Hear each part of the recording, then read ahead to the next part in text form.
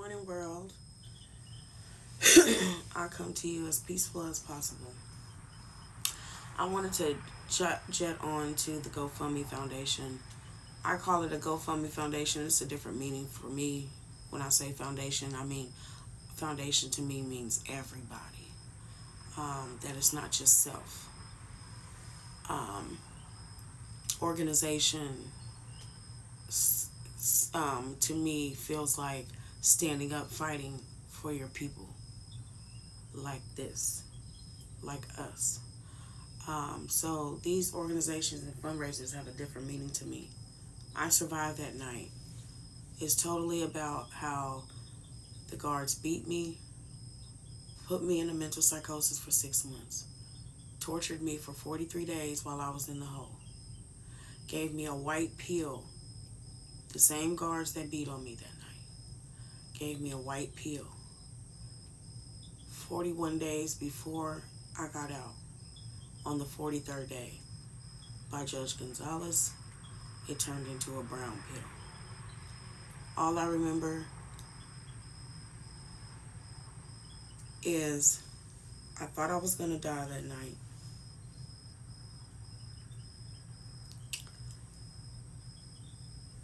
And God came in and told me I was going to live. But I was going to go through the hardest time of my life.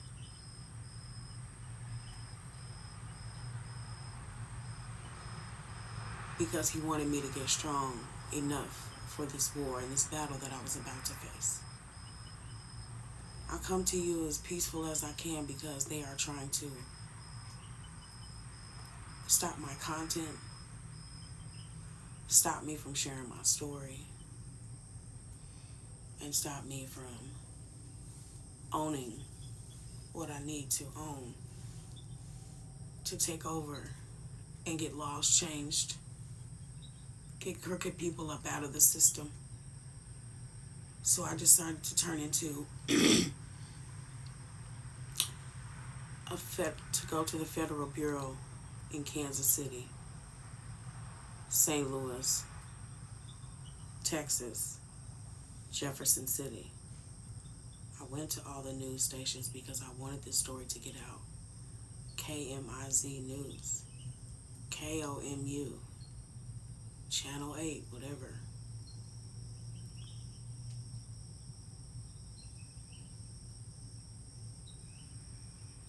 Missourian, Columbia Missourian newspaper, and the Columbia Tribune newspaper.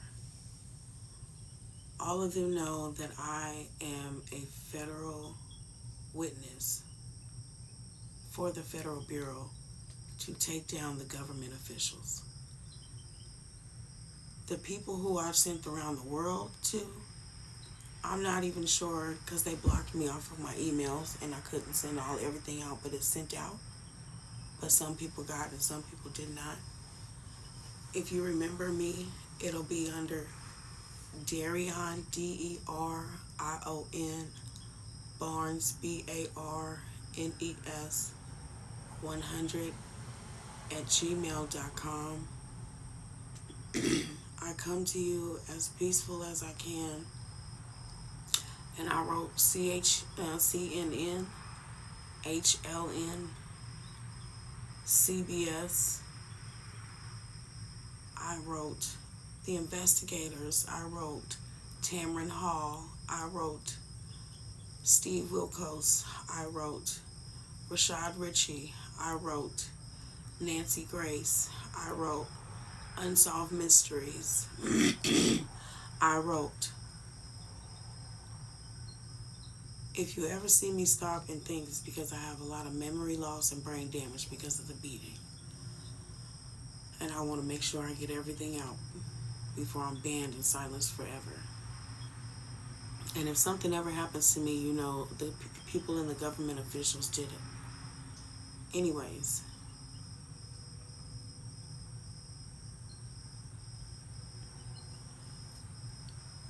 I wrote all these people. And I understand the news people around the world because, you know, they famous. So it takes a minute, right? They already told me.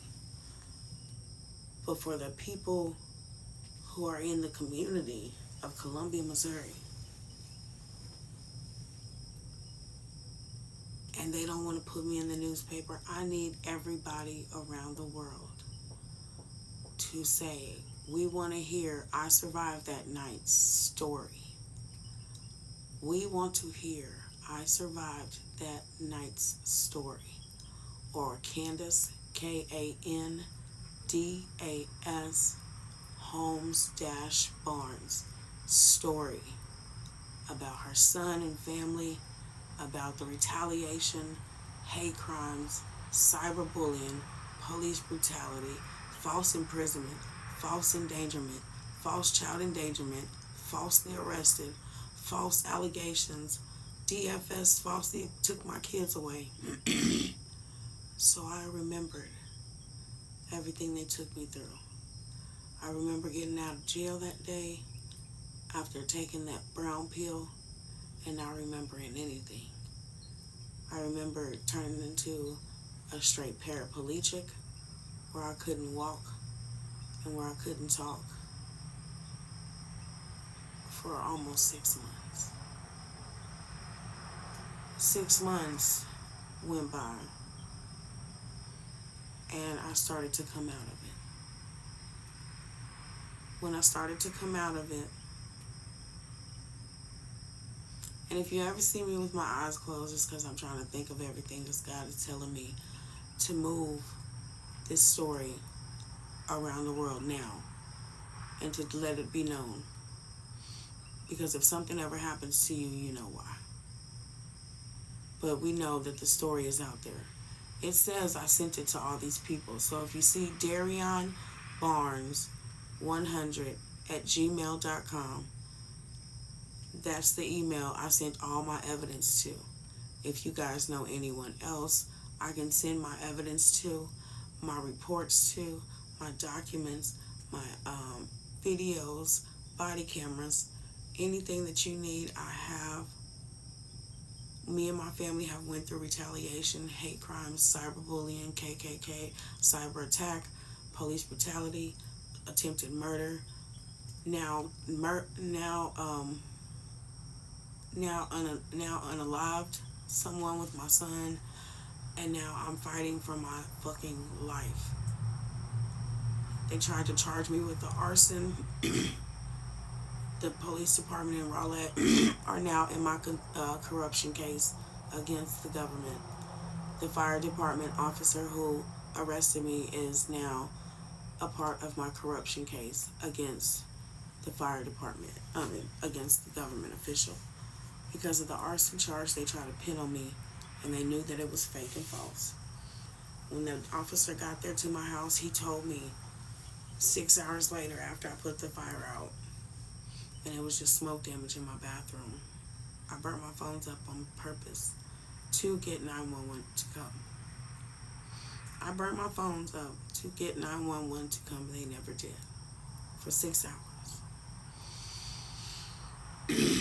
Because I was talking on the phone to Boone County Jail, and I was asking them, can you tell me how I walked away from $5 million and my son is still in the hole because the Eastside boys seem to still keep on trying to attack him. So when he attacks back and fucks their ass up, you put him in the hole for 30 days and you put them in the hole for 3. It's not adding up here that y'all are allowing them to even see each other because they're not supposed to be in no kind of connection. But I forgot the news article says that he came with the Eastside boys to shoot up the house on wherever, I think it's Rice Road. And that's not the case. He was at the barbecue. He went just to protect his friend Trayvon Coates. When they came and knocked on his door when he was with his baby mama and asked him if he wanted to go to a barbecue, he decided to go.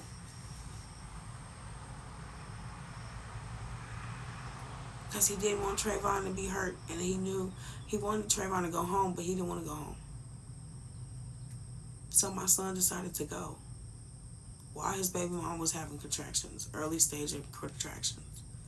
So this is why I'm fighting so hard.